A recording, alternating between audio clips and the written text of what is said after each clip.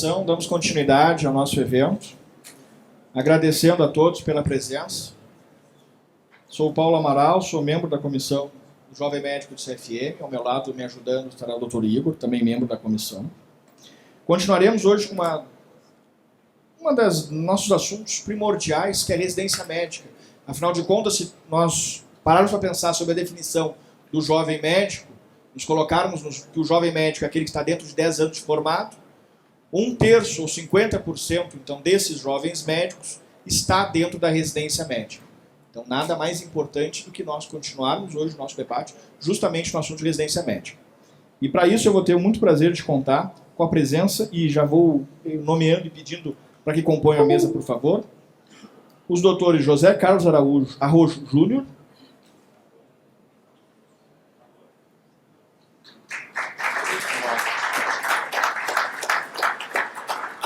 Dr. João Durval Ramalho Trigueiro Mendes Júnior, Doutora Maria do Patrocínio Tenório.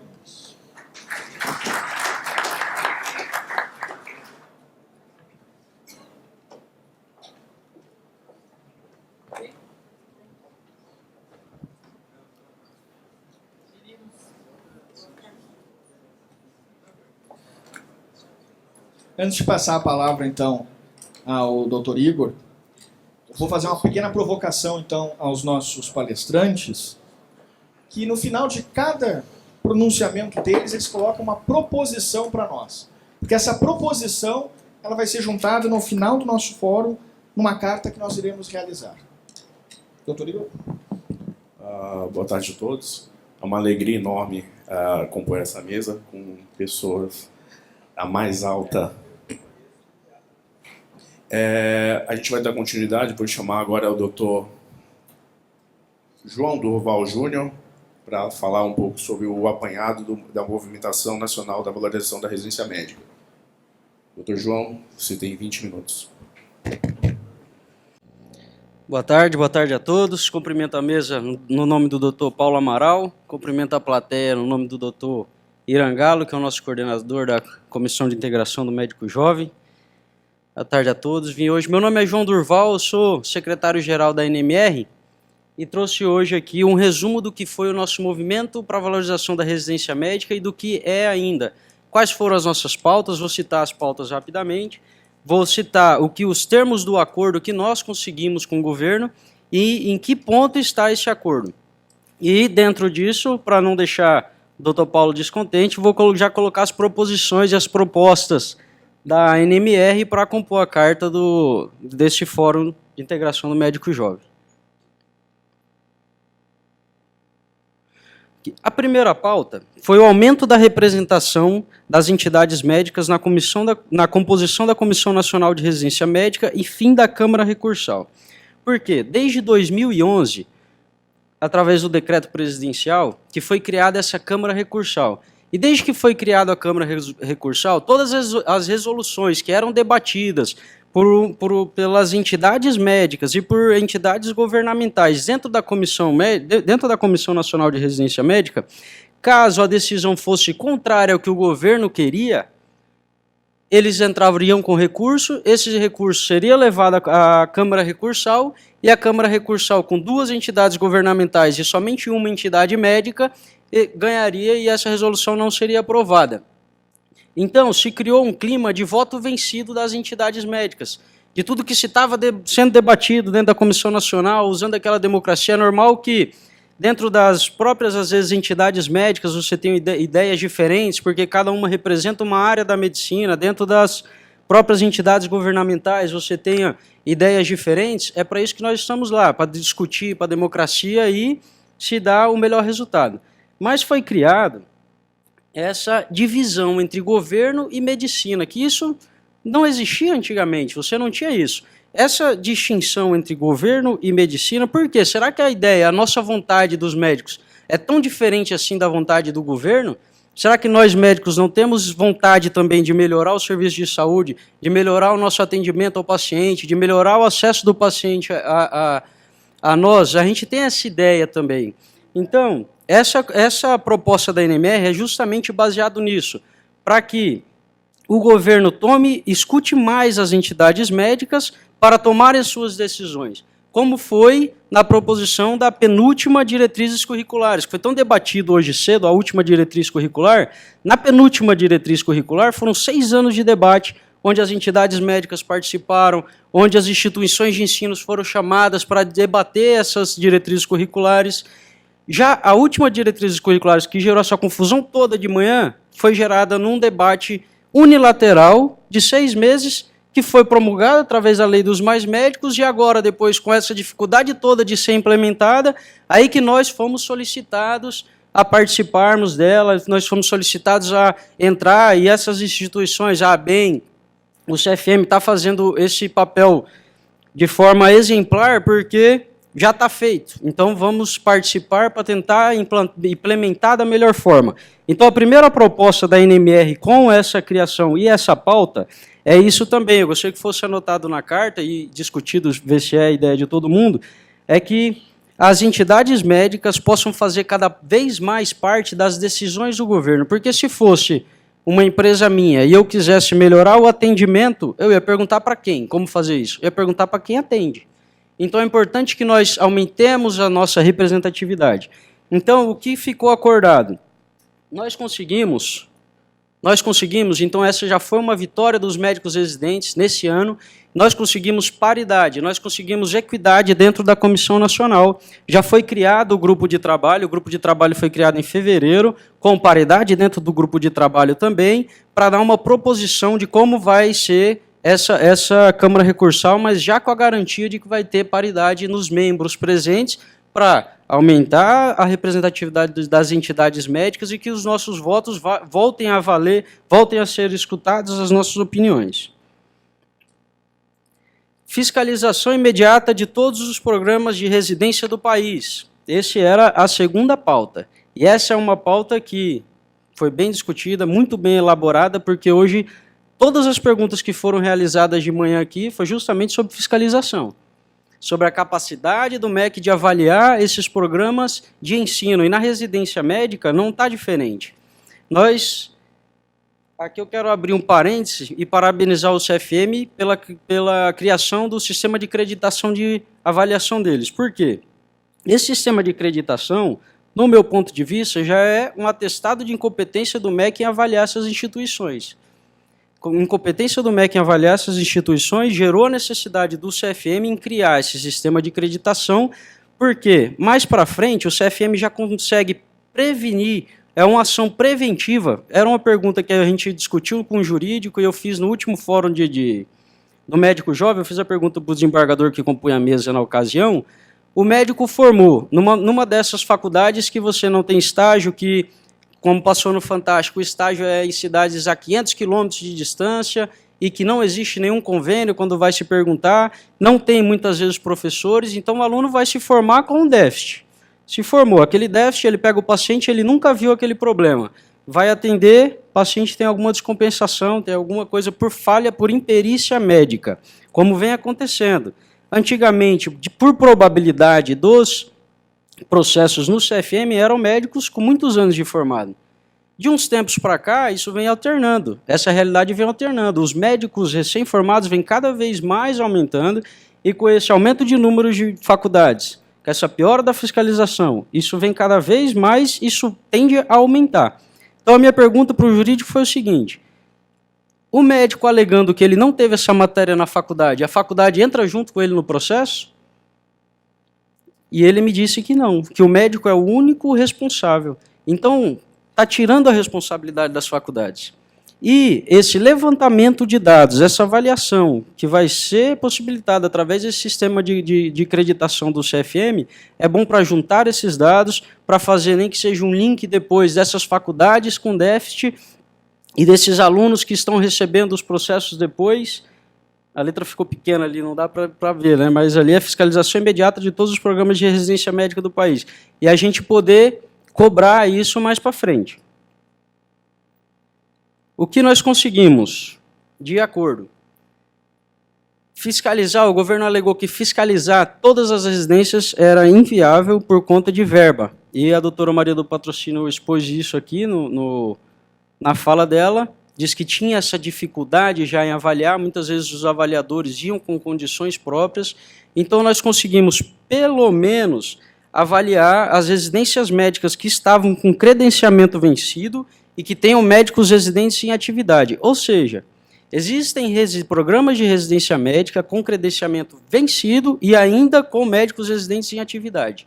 Então, essas nós conseguimos que fosse avaliada até o final deste ano. Nós conseguimos que os médicos residentes façam parte dessas avaliações, tanto para o credenciamento, quanto para o recredenciamento, quanto para a supervisão dos programas. Aí entra o problema nosso, que é o seguinte, o problema do financiamento. Como que nós seremos convidados já a participar de todos esses processos das avaliações, mas não tem financiamento para que isso aconteça. Então, por isso que a NMR está trabalhando, fortalecendo as associações estaduais, para que essas associações estaduais, capacitando os residentes das associações estaduais e criando esse link com a gente, para que ele tenha essa capacidade de ir, fazer parte da avaliação, incrementar isso daí, para que haja melhoria desse serviço de residência. E, atualmente, não há relatos de denúncias não investigadas. A gente tem um problema na Comissão Nacional de Residência Médica, que é a demora para a investigação. Normalmente demora de 4 a 5 meses para essa denúncia ser investigada. Mas até a criação dessa aula, a gente não tinha ainda nenhuma denúncia que não tivesse sido investigada. Hoje, nós estamos com o problema de que, na Comissão Nacional de Residência Médica, semana passada, ontem a Nayara chegou a ligar para tirar algumas dúvidas, parece que não tinha mais funcionário. Então, nós, desde o acordo que foi celebrado, das criações desses grupos de trabalho de fevereiro, acabou atrasando um pouco essas reuniões, acabou atrasando um pouco essas gerações do acordo por conta dessa exoneração e dessa situação do governo que teve. Mas, tendo em vista o momento político que foi da negociação, o momento de político difícil que nós passamos no final do ano passado, nós conseguimos várias coisas aqui no acordo que, claro, não eram tudo que a gente queria, mas são coisas que já dá para correr atrás com um futuro interessante aí pela frente. Outra pauta era a suspensão dos cortes orçamentários nos serviços onde existem residência médica. Essa pauta nos gerou uma discussão grande, porque quando nós começamos a apurar esses serviços, os serviços onde existia essa residência médica, como alguns serviços eram problema de administração do próprio serviço, e outros serviços eram por questões do governo, então nós pegávamos, por exemplo, o Hospital São Paulo. É um exemplo que eu tenho aqui. A gente levou a documentação dos gestores do Hospital São Paulo, mostrando a dificuldade que eles estavam tendo, os cortes orçamentários, quais eram os problemas que eles estavam tendo na residência por conta daquilo. E o governo nos mostrou documentos de que esses cortes orçamentários não ocorreram e que o problema era da gestão do hospital, e realmente em alguns locais do Brasil o problema era da gestão do hospital, que o hospital se aproveitava do clima de crise e colocava a culpa no governo. Então, o que nós conseguimos nessa pauta? A gente conseguiu que até dia 18 deste mês, provavelmente vai atrasar, porque na Comissão Nacional trocou todo mundo, está sem funcionário lá hoje, provavelmente vai atrasar, mas o nosso momento agora aqui, o nosso objetivo é correr atrás disso para que isso se concretize. Como nós já temos um termo de acordo assinado, a gente já tem esse poder para cumprir isso daí. Que todas as entidades que tenham esse comprometimento financeiro, que botam a culpa no governo, que elas enviem qual foi o comprometimento, qual foi o corte orçamentário que eles tiveram, e encaminhem esses documentos para a Comissão Nacional de Residência Médica, para a Comissão Nacional fazer um levantamento e para que nós possamos ir atrás e culpar e responsabilizar quem realmente é o culpado pelo problema de cada serviço. Então a gente vai conseguir apurar melhor esses dados para buscar mais essas informações. Outra pauta nossa era a remuneração para os médicos preceptores, e essa foi uma pauta vencida, uma pauta que tivemos muitos avanços nela. Seguinte, a Lei 12.871 de 2013, que é mais famosa como Lei dos Mais Médicos, já instituiu no artigo 27 que será concedido bolsa para atividades de preceptoria nas ações de formação e serviço nos cursos de graduação e residência médica ofertadas pelas instituições federais de educação superior ou pelo Ministério da Saúde. Então, a lei dos mais médicos já implementa a remuneração do preceptor. E várias instituições federais que ele coloca aqui e vagas oferecidas pelo Ministério da Saúde. As administrações dos locais que ofertam essas vagas de residência médica são administrações municipais, estaduais, federais, filantrópicas, particulares. Não vejo nenhuma administração pelo Ministério da Saúde. O Ministério da Saúde banca várias bolsas. E aí, se esse artigo da lei foi entendido pelo jurídico de que esse financiamento do Ministério da Saúde a essas bolsas pode ser incluído nesse artigo da lei, então a gente já tem instituído a bolsa para preceptoria dos médicos nas instituições federais e dos médicos em todas essas áreas, em todas essas vagas de residências que são pagas pelo Ministério da Saúde. A questão ainda não tem a regulamentação disso. O que nós conseguimos? Já foi criado um grupo de trabalho pela Comissão Nacional de Residência Médica em fevereiro para a gente ditar as diretrizes da remuneração dessa preceptoria. Então, a gente acredita que, criando essa regulamentação, acredito que esse ano, no máximo para o ano que vem, a gente consegue regulamentar a preceptoria vai começar a ser obrigatoriamente remunerada daqui para frente. Então é isso que a gente está fazendo, é isso que a gente está brigando agora.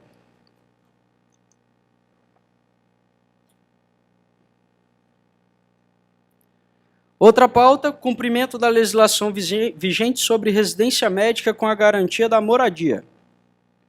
A garantia da moradia já é garantida aos médicos residentes,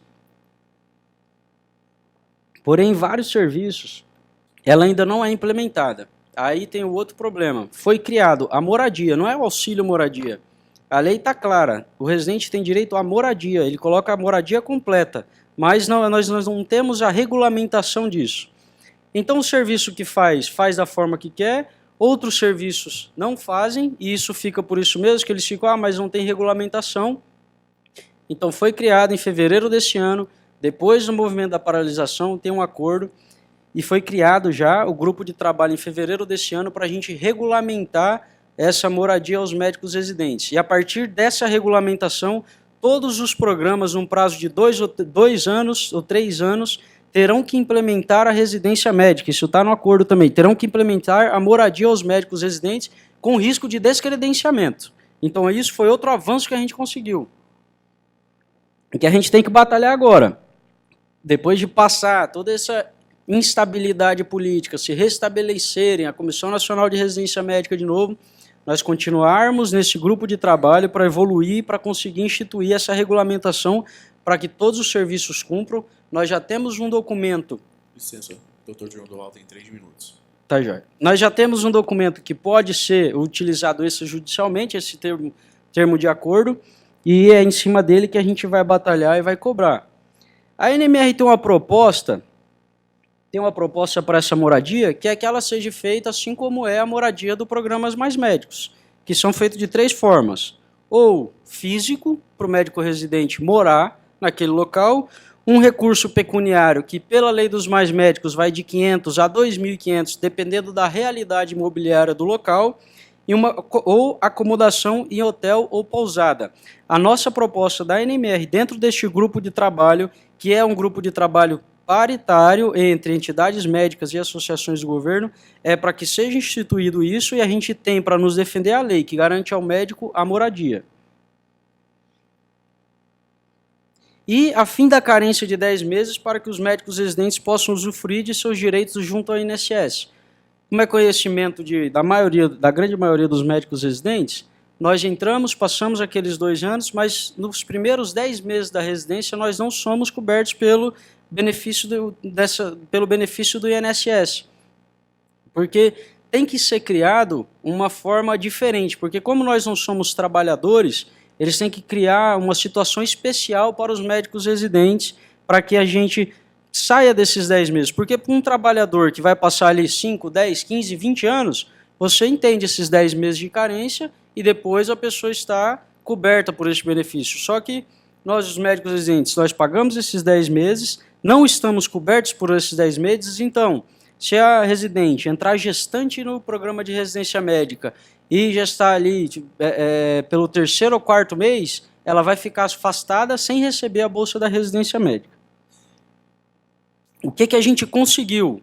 Foi constituída uma agenda dentro do Ministério da Previdência Social e do Ministério de Planejamento para alteração no marco legal. Isso já está instituído, está no termo de acordo para alteração no marco legal que estabelece o período de carência para que os médicos residentes possam usufruir de auxílio maternidade e paternidade, bem como sobre o pagamento de seguro e acidente de trabalho. E a última pauta já, para terminar aqui já, terminando, é uma pauta que também é uma pauta antiga da NMR, a maioria aqui já desde 2011, 2010, 2012, 2013, são pautas que a gente já vem lutando. Com esse movimento do ano passado, nós conseguimos avanços em todas elas, é a isonomia da Bolsa de Residência com a Bolsa dos Mais Médicos, porque, legalmente falando, os dois são programas de especialização, os dois são programas de ensino.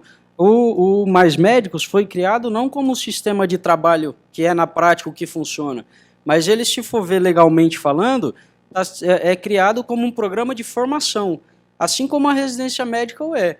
Então, por que nós trabalhando 60 horas recebemos 1/3 do que eles trabalhando essas 40 horas? Para mim, fica claro que o Mais Médicos foi criado nesse sistema somente para burlar as leis trabalhistas, para não precisar pagar 13º, para não precisar pagar todos esses auxílios trabalhistas para esses mais médicos. Mas é em cima disso que a gente batalha. O que a gente conseguiu foi um reajuste de 11,9%, que a bolsa foi de 2.900 para 3.300, ainda é muito aquém do que a gente quer, mas a gente não vai deixar de batalhar por essa pauta. E os casos que o reajuste não seja ofertado deverão ser imediatamente comunicados à ANMR e à Comissão Nacional de Residência Médica para averiguação. Aqui nós temos o caso do Estado de São Paulo, que é o único estado brasileiro que não está pagando esse reajuste. As bolsas que são fornecidas pelo Estado, as bolsas do Ministério da Saúde no Estado de São Paulo, de outras entidades, estão sendo pagas com reajuste. Mas o Estado de São Paulo, Secretaria do Estado de São Paulo, diz que está sem dinheiro para pagar esse reajuste. Nós já tentamos conversar, nos reunimos, a Associação dos Médicos Residentes do Estado de São Paulo já se reuniu com o secretário de Saúde, não teve evolução na negociação, então foi realizada a demanda judicial para essa questão aí, que podem não pagar hoje, mas estão devendo, estão dando um calote nos médicos residentes que estão lá, e mais para frente, judicialmente, esses médicos vão receber, porque é direito deles esse reajuste. E só já, o último slide, frisar aqui a importância de todos esses avanços, a importância de toda a vontade desses médicos residentes que lutamos juntos o ano passado nessa paralisação, que não foi difícil em nenhum local. Agradecer as entidades, o CFM, a AMB, que fazem parte desse crescimento, fizeram parte dessa conquista também, nos permitindo estarmos nessas reuniões e apoiando as nossas causas para que esses objetivos se concretizassem. E, por hora, é só. Muito obrigado. Doutor, agradeço a apresentação, muito esclarecedora, parabéns. Agora eu convido o doutor José Carlos Arrujo Júnior, vice-presidente da Associação Nacional dos Médicos Residentes, vai abordar as principais denúncias da Associação Nacional dos Médicos Residentes e a Comissão de Residência Médica. Você tem 10 minutos. Beleza. Era para a Nayara estar aqui, mas ela conseguiu uma reunião com o ministro, por incrível que pareça, então foi falar com o ministro da Educação enquanto a gente está aqui. Então, por isso que eu, graças a Deus, ando com a minha agenda, que é inseparável, e ela tem todos os dados. Se eu perder, eu com certeza perco, sei lá, um lobo do meu cérebro. Então, ela é muito importante. Muito bem. Como eu disse na fala da outra mesa, uma das coisas mais importantes que a gente teve durante o movimento de valorização da residência médica foi entrar em contato mais próximo mesmo com os residentes, né? Então, apesar das viagens que a gente fez para conseguir conhecer a realidade dos estados, ainda ficava muito distante, né? E a gente está numa era, obviamente, totalmente digital. Então, a gente não pode ficar contando só com ficar viajando pelo país. Além de ter um custo gigantesco, ainda a gente não consegue atingir as pessoas, capilarizar mesmo as nossas ações. Como tudo aconteceu de uma maneira muito bem organizado, a gente conseguiu fazer contato com as associações estaduais e daí capilarizar. Então, hoje tem muitos aqui que fizeram parte das associações estaduais ou fazem ainda e ajudaram a capilarizar. A gente conseguiu ter um contato mais próximo e fazer as pessoas verem, na verdade, qual era a nossa função, além de só fazer toda essa movimentação em prol da residência médica, mas também em relação à parte das denúncias, mais estritamente. Então, a gente, na verdade, não usou nada de novo, a gente copiou o modelo que a AMB usou, que foi de fazer a caixa preta, no caso da AMB da saúde, a gente tinha a caixa preta da residência. E começou a divulgar o e-mail para que as pessoas mandassem as denúncias, né? E, obviamente, com as evoluções do movimento de residência médica, valorização da residência médica, a gente começou a ter um número gigantesco de denúncias, né? Então, a gente começou a incentivar que as pessoas falassem da realidade delas e garantindo, obviamente, que no momento de ser repassado isso para a comissão, ia, no primeiro momento, obviamente, ser feito em sigilo, então a gente não ia expor a pessoa diretamente, e depois, quando o processo já corresse mesmo no sigilo da averiguação, né, do caso, aí, obviamente, a pessoa ia ter o contato com as instâncias superiores para que fosse averiguado, né? Então, isso foi uma coisa muito importante, porque a gente já começou a realmente puxar, extrair a realidade que estava ali aprisionada antes, né? Muito bem. A gente achava que isso ia ter uma evolução mais lenta. Mas foi um daqueles dias que, quando a gente começou a fazer a divulgação, a gente começou a entrar na caixa de e-mails e isso começou a ficar maior, e maior, e maior, e maior, e maior, né? Nesse momento foi um momento bem complicado, porque a gente teve que se dividir para fazer análise de tudo isso, porque imagina que no início uma pessoa ficava responsável por ver tudo isso e, de repente, com a caixa de e-mails não parando, todos os dias sendo completada, e a gente tendo que ver quais são as prioridades e como fazer a gestão de tudo isso, a gente teve que contar com mais pessoas. No final, a gente tinha, no início, 5, no máximo 10 denúncias por semana, e a gente passou, em um determinado período, até para 30 denúncias, né? Então, imagina que isso foi uma crescente gigantesca. E daí, na análise final do e-mail e das denúncias, a gente começou a apurar as porcentagens de denúncias ou de queixas que apareciam nas denúncias, né? Então, quais eram as queixas principais?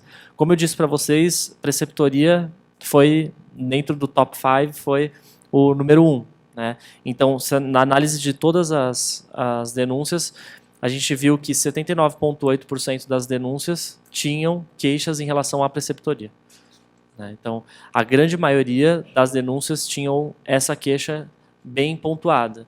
Não tenho preceptor, ou meu preceptor não consegue desenvolver as atividades que estão programadas para a preceptoria, né? Então, isso foi uma das mais importantes, né? Em segundo lugar, com 45,2%, vejam que os números não são complementares a 100%, porque uma denúncia pode ter mais de uma queixa, né? Então, 45,2% estava relacionado a assédio moral, né? Então, estou sofrendo assédio moral no local onde faço residência, tanto de um R+ para um R-, quanto do meu preceptor para mim, quanto do meu coordenador para mim. Então, esse foi 45,2%, tinha essa questão envolvida, né? Na denúncia tinha essa queixa. Muito bem. Na verdade, eu pulei porque o 48,5% foi falta de estrutura física no local de estágio, né? Então, não consigo desempenhar as minhas atividades porque, na verdade, eu não tenho o mínimo de estrutura para conseguir desempenhar, né? Esse período, inclusive, foi um período em que a gente começou a viver a realidade mais aguda dos cortes, dos repasses para a saúde. Posso citar, como o João Durval falou, do Hospital São Paulo, porque eu estava lá naquela época diariamente, e teve um corte de 65% dos repasses dos fundos de média e alta complexidade e do fundo de repasse para a reestruturação dos hospitais universitários federais. Apesar de negado naquele momento, até pelo próprio portal da transparência você conseguia esses dados. E daí eu fiz a análise econográfica e vi mesmo que realmente tinha 65% de corte. Então foi um período em que, pelo pessoal do oftalmo, por exemplo, que responde por mais de 1/3 dos atendimentos do hospital, é um dos poucos lugares em São Paulo onde a gente tem porta aberta de oftalmologia para conseguir fazer o início do tratamento. Teve uma redução agora, principalmente, tem gente aqui que é do Hospital São Paulo, pode me falar, redução até de 2/3 das cirurgias que são marcadas por falta de lente, por falta de materiais específicos. Então, essas queixas de 48,5% de falta de estrutura foram uma realidade muito grande naquele período e ainda estão sendo, justamente porque a gente não tem a reposição desse dinheiro, não tem a reposição dessa verba, e a gente continua numa estrutura muito complicada, né? Então, veja que a gente acaba vivendo meio que de favor, ou então de esmola, né? Que é assim, pelo amor de Deus, repassem mais 5 milhões, porque nós precisamos, né? E isso não é correto, isso está interferindo na formação do médico e com certeza isso, os médicos que estão saindo sem essa formação, sem essa prática, vai repercutir com certeza no sistema, no cuidado com o paciente, né? Agora, a gente elencou 4 palavras para saber o quanto elas apareciam nessas denúncias, né? 2 palavras que estavam no grupo foi perseguição e depressão. O quanto as pessoas relatavam depressão ou perseguição nas denúncias, né? 20% das denúncias aproximadamente tinha essas 2 palavras. Então, realmente as pessoas ou estavam entrando num quadro, ou se sentindo num quadro de depressão, ou estavam se sentindo perseguidas, né? E exaustão e cansaço apareceu em 31% das denúncias, né? Então, veja que também tem aquela questão do trabalho em excesso, da carga horária. Muitas vezes o residente, e na maioria das vezes, na verdade, ele que toca o serviço, e numa situação de crise em que você tem menos recursos, inclusive menos profissionais, o residente acaba ficando ainda mais sobrecarregado. Já é uma atividade em que você se sobrecarrega de qualquer forma, mas nesse período em que estava realmente crítico, mais ainda, né?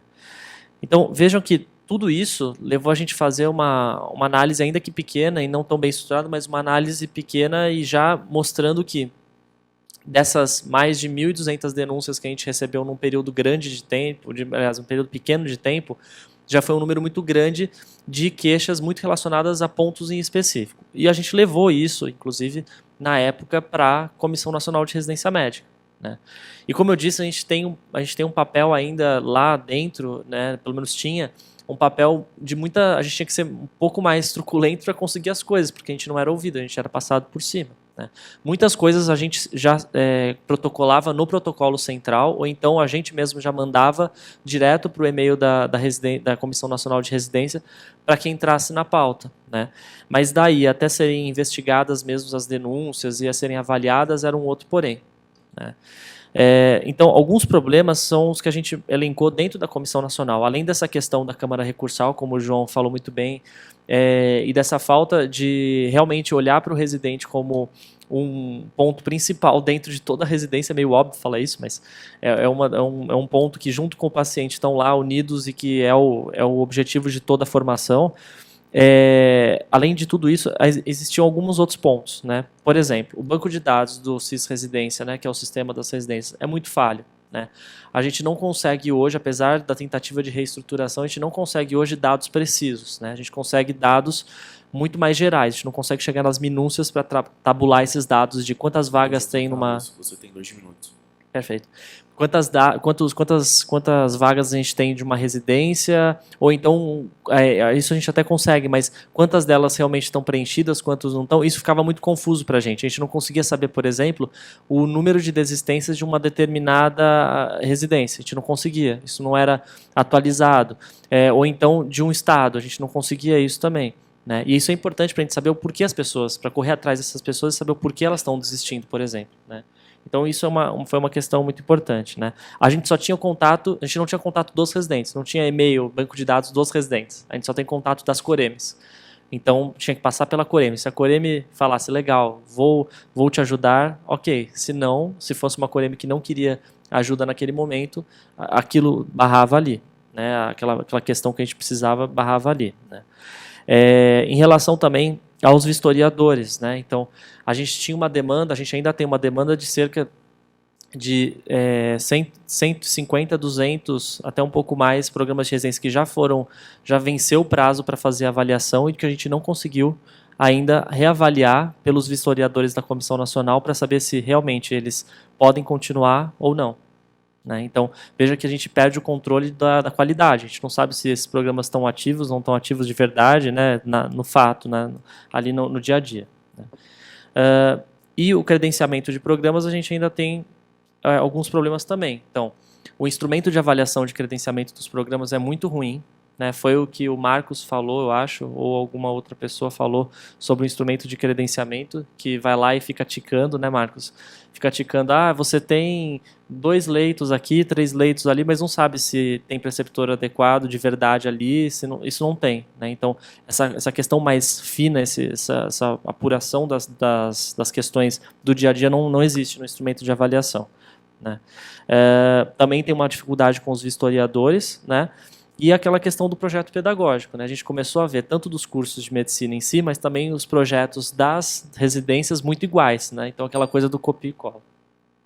Bom, por último, para terminar, uma proposta que a gente quer deixar é que realmente se crie dentro da Comissão Nacional de Residência, que se tenha um olhar muito mais ampliado e muito mais preciso para essa questão da saúde do residente. Isso é importantíssimo porque a gente está vendo que as pessoas estão adoecendo. Os casos de suicídio e tudo mais estão aparecendo cada vez mais na população de médicos jovens e a gente está se preocupando. Então, uma proposição central de tudo isso, além da organização administrativa, de fato, da Comissão Nacional, é que exista, sim, um grupo de trabalho lá dentro ou mesmo que seja uma função bem estabelecida, cuidar da saúde do médico jovem e fazer disso um link para a estruturação com a residência em si. Obrigado, pessoal. Doutor José Carlos, agradeço as palavras. Agora eu convido a doutora Maria do Patrocínio Tenório Nunes, professora associada à disciplina de Clínica Geral e Propedêutica do Departamento de Clínica Médica da Faculdade de Medicina da Universidade de São Paulo, supervisora do Programa de Clínica Médica da Faculdade de Medicina da Universidade de São Paulo, membro da Comissão Mista de Especialidades CFM, membro da Comissão de Ensino Médico do CFM, membro da Câmara Técnica de Clínica Médica do CFM.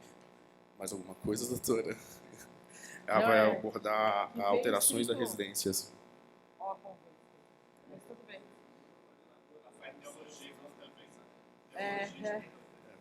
Não sou eu xingando. Eu queria agradecer, mas já vem o salvador da pátria, vem aqui. Pode ser. A doutora vai abordar alterações na residência médica pelas legislações e complicações. Não, mas por que ficou desconfigurado? Eu pensei que você vinha resolver isso, cara. Bom, vamos passar para o... Ali só estava escrito o tema da reunião. Eu queria primeiro agradecer, bem rápido, porque eles vão tocar essa campainha. Eu queria agradecer muito rápido a oportunidade de estar aqui. Dizer que de manhã já foi bastante estimulante participar do fórum. Achei os temas que vão ser debatidos em consonância com o que está na pauta da residência médica no mundo. Então, não é só no Brasil, lamentavelmente, que nós estamos com uma pauta em saúde, e acho que deve ser por isso que tem tanto psiquiatra na plateia, né? Que é verdade, gente. Hoje os Estados Unidos estão discutindo burnout, pedindo para mudar o nome, que disfarçaram como burnout, e que, na verdade, é depressão e outros comemorativos.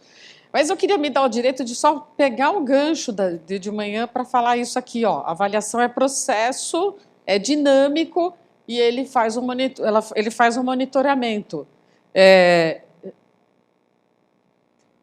Infelizmente, o que eu ia mostrar naquele slide, que eu tinha conseguido finalmente a imagem do rabo balançando o cachorro.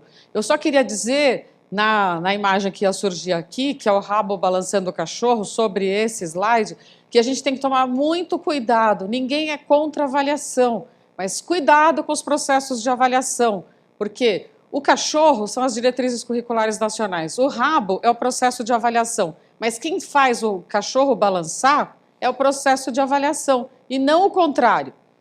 Ninguém aqui é burro e vai ficar estudando habilidades e atitudes para ser um bom médico se na prova, para passar para A, para B, para C, para ser titulado como especialista ou para entrar num programa de residência médica, eu só for cobrada por desculpe o pessoal do Rio Grande do Sul, mas eu me inspirei olhando para vocês aqui. Qual é o percentual de câncer de esôfago que acomete a população do Rio Grande do Sul? 18%, 15%, 22%? O que isto acrescenta na seleção de uma pessoa a não ser o rabo balançar o cachorro. É isso que eu estou falando. Então, de manhã, quando a gente estava discutindo a avaliação, nós estamos discutindo o cerne da questão. Não dá para discutir em separado, mas já passei muito tempo falando disso, e isso aqui é a tese que a gente estava comentando de ontem, que nós queremos falar de quantidade e de qualidade, chegando num ponto ótimo. E no Brasil, hoje em dia, nós estamos aqui, sem o azul do financiamento. Porque para fazer tudo isso, e tudo isso que os meus colegas me antecederam, eu chamar vocês de meninos, que os meus colegas que me antecederam falaram, é preciso dinheiro.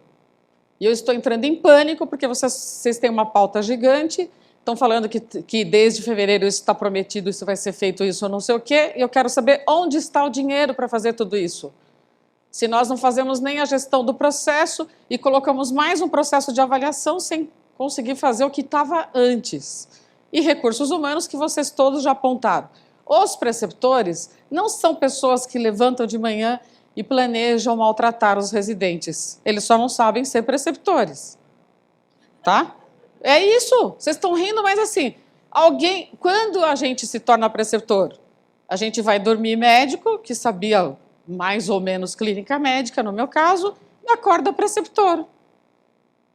De manhã, não dá tempo de discutir aqui, gente, doutorado e mestrado qualifica uma pessoa para ser professor? Não. É a pedagogia que qualifica a pessoa para ser preceptor. Na minha época, lá vem ela, aquela pessoa antiga, a gente era obrigado a fazer 1 mês de pedagogia nos cursos obrigatórios de doutorado. E eu me lembro que eu levantei a mão para falar, porque eu dou aula há 10 anos e só agora vocês me disseram que eu tinha que ter objetivos, conteúdo, estratégias. Eu chegava lá e ia fazendo. E todo mundo que está mais aqui para frente faz igual, né? Então, a gente precisa muito investir em recursos humanos e isso exige dinheiro. O processo de avaliação dos Estados Unidos dos programas, não dos preceptores nem dos residentes, custa 40 milhões de dólares por ano. É disso que nós estamos falando. Então, é preciso ter esse equilíbrio. E outra coisa, cuidado com as avaliações. Olha o que os americanos fizeram. Por mais de 50 anos, o processo foi para saber se as pessoas podiam ser médicas. Por economia de tempo, de processo e de todas as coisas que se quis, começou-se a se usar o Step 1 e o Step 2 para ingresso nos programas de residência médica. Olha o que aconteceu. Olha que bacana. Os médicos americanos... De que médico nós estamos falando? Nós estamos falando do mesmo médico? Porque se eu tiver uma especialidade muito concorrida, eu tenho que passar no Step 1. O que é o Step 1, moçada? Ciências básicas. E o que é o Step 2? A parte clínica. Então, vocês acham que os médicos americanos são mais competentes do que vocês para atender pacientes? Óbvio que não, especialmente nas especialidades mais concorridas. Por que eu estou falando isso? Porque é essa a verdade. O rabo vai balançar o cachorro, não se esqueçam disso. Muito bom. Então, o que nós estamos falando? De uma história que começou há muitos e muitos anos atrás, com esse cirurgião, o Halsted, que inventou a residência médica, e, obviamente, que o médico dele, o Osler, imediatamente criou um programa também de clínica médica. Vocês prestaram atenção na duração do tempo dos programas de Osler e Halsted?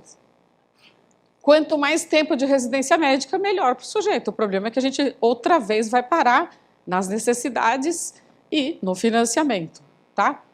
Então, foi um sucesso isso. Vocês viram a data, 1890.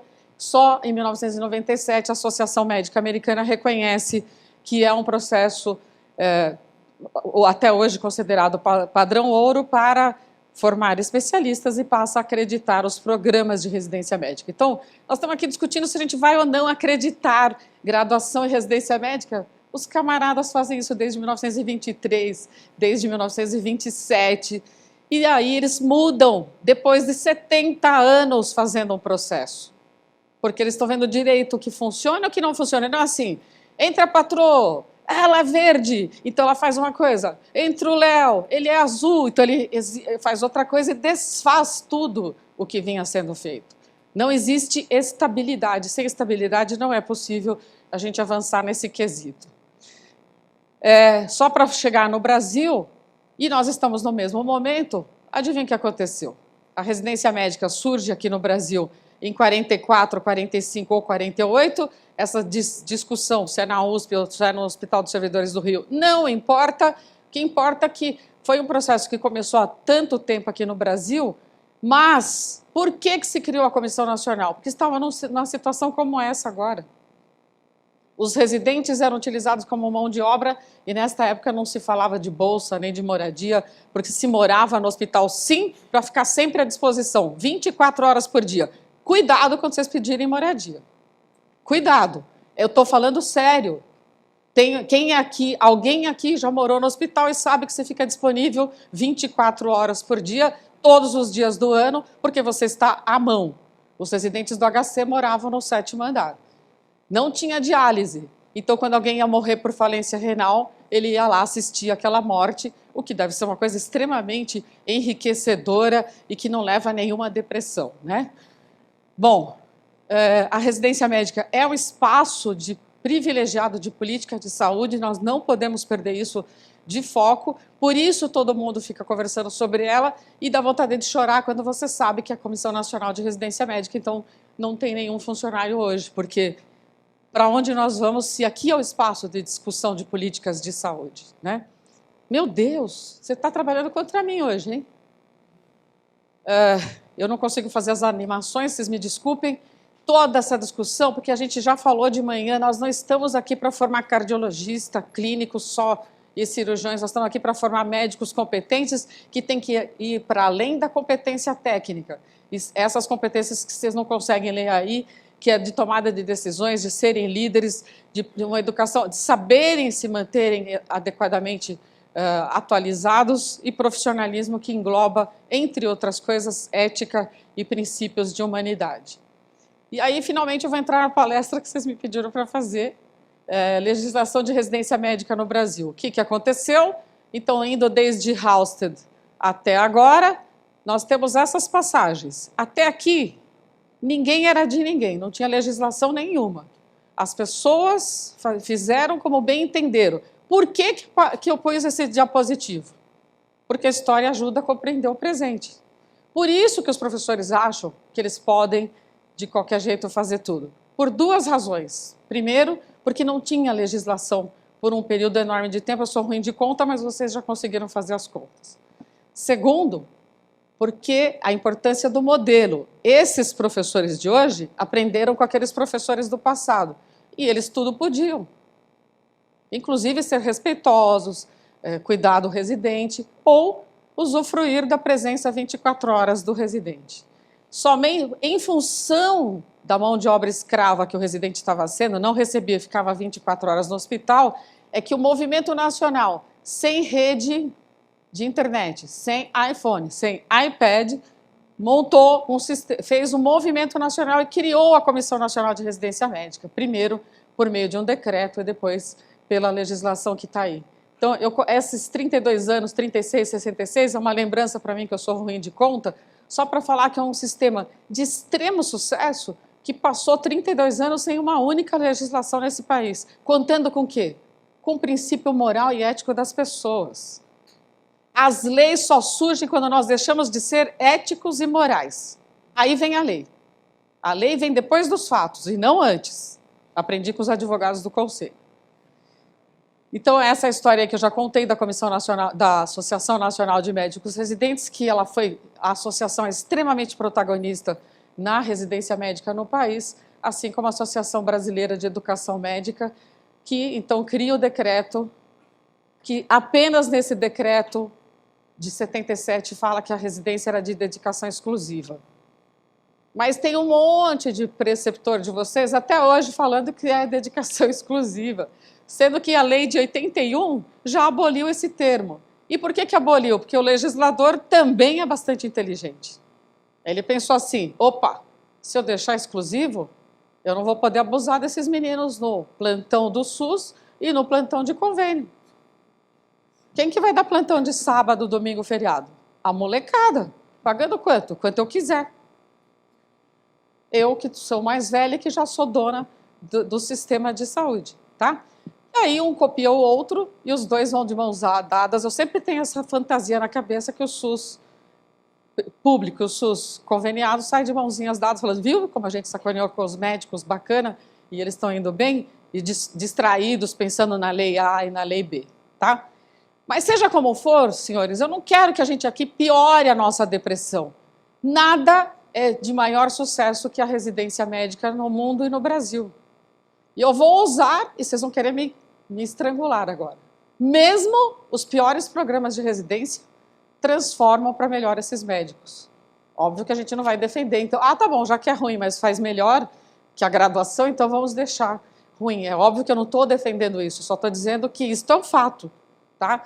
É de tamanho sucesso que várias outras profissões também utilizam esse recurso. Qual é a jogada, qual é o pulo do gato que faz a residência médica, no nosso caso, ser um sucesso? Momento do indivíduo, mais maduro, mais concentrado, escolheu o que fazer, comprometido com o que escolheu. E qual é o outro pulo do gato? Que o Brasil está anos-luz na frente dos países todos que a gente adora citar aqui. Mão na massa. Eu falo anos-luz porque o internato já permite isso. E a residência médica consolida isso. Por isso que as diretrizes hoje dizem o quê?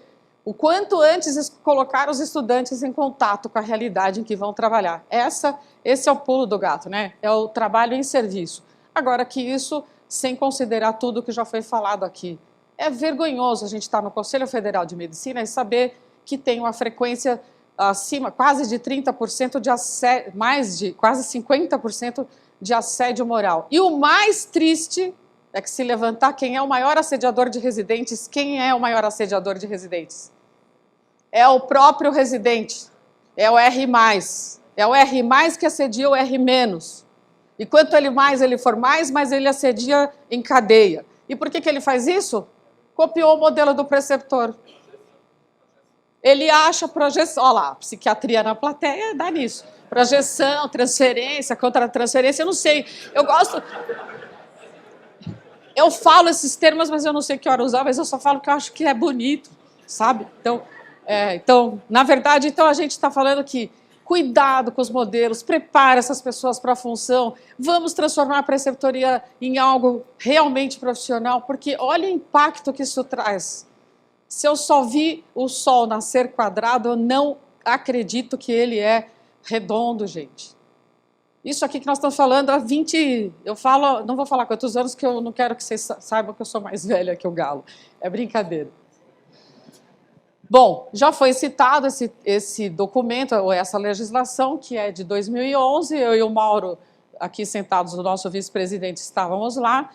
O decreto, ele pode ter suas falhas, como sempre tem, porque todo ser humano sempre cometerá falhas, e por isso não é possível ser médico e não cometer erros. Nós só não os faremos quando a gente não mais fizer e mandar o residente fazer. Então, a ideia aqui do decreto era avaliar as instituições pela primeira vez e os programas de residência médica. E criar um sistema de avaliação que funcionou de algum modo por algum tempo, né? E aí nós temos o organograma atual do Ministério da Educação no que concerne às residências em saúde e a Comissão Nacional de Residência. Eu faço um destaque porque sempre no Brasil, até o decreto, a Comissão Nacional de Residência Médica era ligada diretamente à Secretaria de Educação Superior. A partir de então, passou a ter coordenação de hospitais e diretoria de educação e saúde. A representação da Comissão Nacional, como vocês estão vendo, com múltiplas entidades médicas e também com múltiplos representantes dos gestores